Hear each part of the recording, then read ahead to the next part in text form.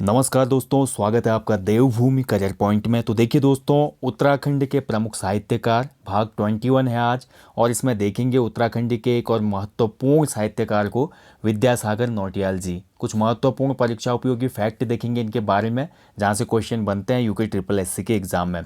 तो देखिए दोस्तों, चैनल पे पिछले एक दो दिन से सभी सीरीज जो थी वो शुरू हो चुकी हैं। आपने देखा होगा Uttarakhand GK one liners evergreen जो सीरीज है हमारी, जिसमें उत्तराखंड के समस्त जीके को मैं कवर करता हूँ वन लाइनर्स के माध्यम से, वो शुरू हो गई है। उसके साथ साथ हमारी उत्तराखंड की महान विभूतियाँ, साथ ही हमारी जितनी भी टेस्ट सीरीज चलती है, यूके जीके टेस्ट सीरीज, सामान्य Hindi test series, GK test series, वो भी कंटिन्यू हो चुकी हैं। तो आप बिल्कुल निश्चिंत रहें, काफ़ी अच्छी आपको प्रिपरेशन यहाँ पे मिलेगी। साथ ही देखिए, जो ये वरियस टॉपिक है लाइक उत्तराखंड के प्रमुख साहित्यकार, उत्तराखंड की महान विभूतियाँ, उत्तराखंड जीके वन लाइनर्स, ये बहुत ज़्यादा बेनिफिशियल होंगे आपके लिए अपकमिंग एग्जाम्स में, खासकर वनडे एग्ज़ाम जो है आपके दोस्तों, क्योंकि वनडे एग्ज़ाम्स में इन्हीं लोगों से सीधे फैक्ट वाइज क्वेश्चन बनाया जाता है।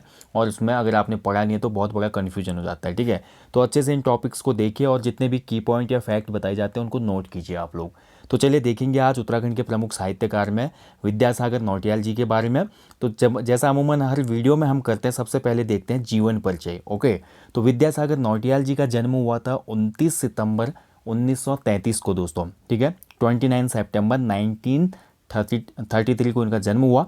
जन्म स्थान इनका माली देवल गांव है दोस्तों, टिहरी में। ठीक है, भागीरथी के तट पर बसा हुआ ये सुंदर सा गांव है माली देवल, और यहाँ पर इनका जन्म होता है। इनके पिता नारायण दत्त नौटियाल जी रेंजर थे, यानी कि क्षेत्र वनाधिकारी थे, यानी कि उस क्षेत्र के वन अधिकारी थे अपने टाइम पे। ठीक है, तो इनकी जो प्रारंभिक शिक्षा है वो पिताजी ने ही कंप्लीट करवाई, क्योंकि वन क्षेत्र अधिकारी को दुर्गम वनों में रहना पड़ता था उसमें। ठीक है, तो प्रारंभिक शिक्षा इनके पिताजी करवाते हैं, फिर ये हमारे स्कूलों में जाएंगे, फिर उसके बाद ये काशी चले जाएंगे, जो हम अभी देखेंगे।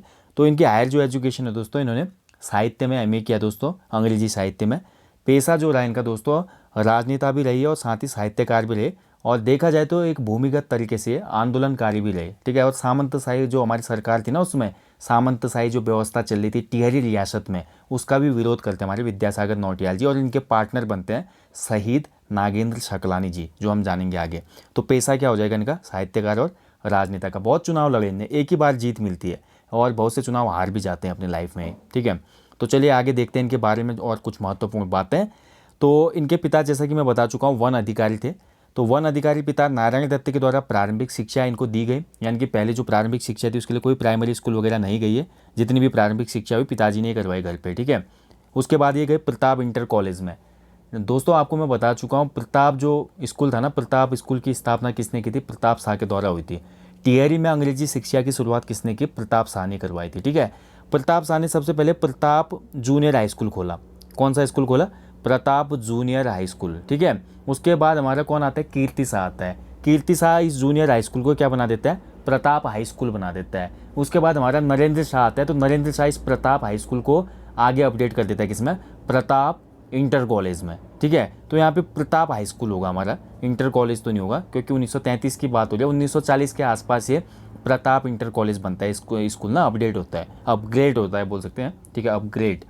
तो प्रताप जो हमारा हाई स्कूल था वहाँ से इन्होंने शिक्षा प्राप्त की। उसके बाद ये हमारा उच्च शिक्षा के लिए कहाँ चले जाते हैं, उसके बाद डीएवी कॉलेज में भी गए कुछ टाइम पे, देहरादून। फिर उसके बाद फाइनली एमए जो ये करते हैं हमारे अंग्रेजी साहित्य में एमए करते हैं, और काशी विश्व हिंदू विश्वविद्यालय से करते हैं। ठीक है, काशी हिंदू विश्वविद्यालय बहुत फेमस विश्वविद्यालय था उस टाइम का, और वहाँ से अंग्रेजी साहित्य में एमए होता है इनका। स्वाधीनता आंदोलन में बहुत महत्वपूर्ण भूमिका रहती है इनकी। ठीक है, अब बहुत से यहाँ पे उसमें तो बच्चे थे, स्वाधीनता आंदोलन जब शुरू होता है, भारत छोड़ो आंदोलन में भी क्या उम्र रहेगी इनकी, 10-11 साल के रहे होंगे, 9 साल के रहे होंगे, 33 से सम करें। उसके बाद जो हमारा टिहरी रियासत में राजशाही के खिलाफ जो आंदोलन चलता है 1946, 47, 48 में ना, उसमें बहुत सक्रिय भूमिका रहती है। तो जो हमारे नागेंद्र शकलानी जी और भोलू भरदारी जी शहीद हो जाते हैं टिहरी में। ठीक है, हमने पढ़ा था ना, टिहरी में ये दोनों शहीद हो जाते हैं, और फिर उसके बाद बहुत उग्र हो जाता है राजशाही के खिलाफ जो आंदोलन था। ठीक है, तो नागेंद्र शकलानी जी के साथ इन्होंने वहाँ पर संयुक्त रूप से क्या किया था, आंदोलन किया था। और बोला जाता है कि उसमें 13 वर्ष की उम्र में इन्हें 1946 की बात है, गिरफ्तार भी हुए थे, 2 महीने जेल में भी रहे थे। ठीक है, तो सामंती सरकार के खिलाफ भी आंदोलन इनका रहा था दोस्तों। इसके बाद देश आज़ाद हो जाता है, और टिहरी जो रियासत है हमारी कहाँ पे, भारतीय संघ में विलय हो जाता है टिहरी रियासत का। ठीक है, ये हम पढ़ते हैं, भारतीय संघ में विलय हो जाते हैं। तो 1957 का टाइम चल रहा है, तो 1957 में ऑल इंडिया स्टूडेंट फेडरेशन के अध्यक्ष निर्वाचित होते हैं, ध्यान रखेंगे, इंपॉर्टेंट पॉइंट है।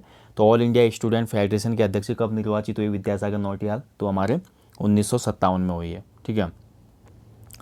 अब देखिए मैंने बोला जैसे कि राजनेता भी हैं बहुत से, इन्होंने चुनाव में पार्टिसिपेट किया और ये कम्युनिस्ट पार्टी को ज्वाइन किया था इन्होंने। ठीक है, कम्युनिस्ट यानी कि साम्यवादी पार्टी। ठीक है, कम्युनिस्ट पार्टी आज भी हम देखते हैं ना केरला में, वामपंथी जो हमारा वामपंथी मोर्चा होता है एक हिसाब से, कम्युनिस्ट विचारधारा जो होता है ना, कम्युनिज्म की विचारधारा, तो इससे जुड़े हुए थे कम्युनिस्ट पार्टी। और कम्युनिस्ट पार्टी की तरफ से पहली बार जीतते हैं 1980 के चुनाव में, देवप्रयाग सीट से उत्तर प्रदेश विधानसभा में जाते हैं निर्वाचित होकर। ठीक है, तो महत्वपूर्ण पॉइंट है भी। अब बात करते हैं इनकी साहित्यिक रचनाओं की दोस्तों, क्योंकि उत्तराखंड के साहित्यकार पढ़ रहे हैं हम, ये तो अन्य फैक्ट हो गए जो एग्जाम के हिसाब से देखा जाए तो महत्वपूर्ण है। अगर यहाँ पे साहित्यिक योगदान में आते हैं तो पहले उपन्यास देखते हैं हम इनके। ठीक है, जो प्रमुख उपन्यास रहे इनके कौन कौन से रहे, तो प्रमुख उपन्यासों में पहला है देखिए उलझे रिश्ते, भीम अकेला, सूरज सबका है, उत्तर बयां है, झुंड से बिछड़ा, यमुना के बागी बेटे। तो इसमें सबसे इंपॉर्टेंट उपन्यास कौन सा हो जाएगा इनका? तो सबसे इंपॉर्टेंट, मोस्ट इंपॉर्टेंट बोल सकता हूँ एग्जाम के लिए, हो जाएगा दोस्तों यमुना के बागी बेटे। ठीक है, ये उपन्यास बहुत महत्वपूर्ण हो जाता है क्योंकि इस उपन्यास में देखा जाए दोस्तों इन्होंने टिहरी रियासत में ना जो लोगों की भूमिका रही राजशाही से लड़ने के लिए या अत्याचारों के खिलाफ, मतलब बिल्कुल अच्छे मार्मिक ढंग से पिरोया है इस रचना में, यमुना के बागी बेटे, इसलिए तो बोला गया रचना को यमुना के जो बागी बेटे थे। ठीक है, तो ये महत्वपूर्ण रहती है, इसको याद रखें आप उपन्यास के तौर पर। ठीक है, अब बात करें इनकी कहानी संग्रह की, तो कहानियाँ भी लिखी इन्होंने जिसमें सबसे महत्वपूर्ण है टिहरी की कहानियाँ। मोस्ट इंपॉर्टेंट ये कहानी संग्रह इनका, टिहरी की कहानियाँ, टिहरी की 100 कहानियाँ, ऐसे भी इनका टाइटल पूछ लिया जाता है। ठीक है, और उसके साथ साथ इनकी 10 प्रतिनिधि कहानियों के संग्रह में कुछ महत्वपूर्ण कहानियाँ हैं, तो वो कौन कौन सी हैं? उमर कैद, भैंस का कट्या, ये बहुत फेमस हुआ था इनका, भैंस का कट्या जो था ना दोस्तों, इनकी रचना बहुत पॉपुलर हो गई थी ये। ठीक है, कटिया क्या होता है? भैंस का जो बच्चा होता है ना उसको पर्वतीय अंचलों में कटिया कहा जाता है। सुच्ची डोर, माटी खाई जानवरा, घास, सोना, मुलजिम अज्ञात, खच्चर फगड़ू नहीं होते, सन्नीपात, ये इनकी कहानी संग्रह मुख्य मुख्य कहानियाँ हैं। ठीक है, लेकिन स्पेशली मैं बता चुका हूँ आपको एग्जाम पॉइंट ऑफ व्यू से 2 महत्वपूर्ण रचनाएं हैं। अगर उपन्यास में हम जाते तो उपन्यास में आपको याद रखना है यमुना के बागी बेटे। ठीक है, और इसके साथ साथ हमारा एक और रख सकते हैं आप याद, उलझे रिश्ते भी महत्वपूर्ण है। ठीक है, तो ये 2 उपन्यास याद रखें। और कहानी संग्रह की मैं बात करूँ तो कहानी संग्रह में सबसे महत्वपूर्ण है टिहरी की कहानियाँ, और साथ ही याद रखें भैंस का कटिया। ठीक है, बाकी उतने महत्वपूर्ण नहीं है।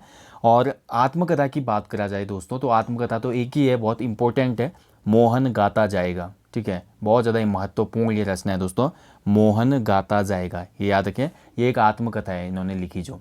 ठीक है, और इसके बाद देखिए दोस्तों 18 फरवरी 2012 की बात है, पंचतत्व में विलीन हो गए दोस्तों। ठीक है, और जो भी इनका साहित्यिक योगदान रहा था उत्तराखंड की धरती पे बहुत ही महत्वपूर्ण था, और उत्तराखंड की माटी से जुड़े रहे हमेशा। साथ ही देखा जाए तो उत्तराखंड का जो हमारा राजशाही के खिलाफ आंदोलन था उसमें भी काफ़ी महत्वपूर्ण इनकी भूमिका रही। तो हमारा क्या हो गया, यमुना के बागी बेटे क्या है हमारा उपन्यास संग्रह। क्वेश्चन ऐसे भी तो बनता है आजकल, विद्यासागर नौटियाल द्वारा रचित यमुना के बागी बेटे किस विधा की रचना है? उपन्यास है, कहानी है, आत्मकथा है, यात्रा संस्मरण है, ऐसे क्वेश्चन बन जाते हैं। तो आपको याद रखना है जो हमारे यमुना के बागी बेटे है वो उपन्यास है। ठीक है, टिहरी की कहानी हमारा कहानी संग्रह है, जो हमारा भैंस का कट्टा है वो क्या है? कहानी है। ठीक है, मोहन गाता जाएगा क्या है? वो एक आत्मकथा है। तो ऐसे भी क्वेश्चन बन जाते हैं, आपको अच्छे से याद रखने होंगे। ठीक है, तो दोस्तों ये था आज उत्तराखंड के प्रमुख साहित्यकार पार्ट 21 विद्यासागर नौटियाल जी के बारे में देखा हमने, कुछ महत्वपूर्ण परीक्षा उपयोगी पॉइंट देखें। ठीक है, जल्दी मिलेंगे नेक्स्ट टॉपिक में, तब तक आप लोग अच्छे से अपनी स्टडी करें और अच्छे से अपना ध्यान भी रखें दोस्तों। अभी जो समय है काफ़ी कम समय बचा हुआ है जो प्रीवियस एग्जाम है उनके लिए, तो अच्छे से मेहनत करें, रिवीजन करना शुरू कर दें। जिनका आबकारी सिपाही, प्रवर्तन सिपाही या जो भी लिस्ट आई है यूके SSS की प्रस्तावित नवंबर माह की, उसके हिसाब से प्रिपरेशन करना आरंभ कर दें। मैं आपको जल्दी मिलता हूँ नेक्स्ट टॉपिक में। Thank you for watching, please do like and share. जय हिंद, जय उत्तराखंड।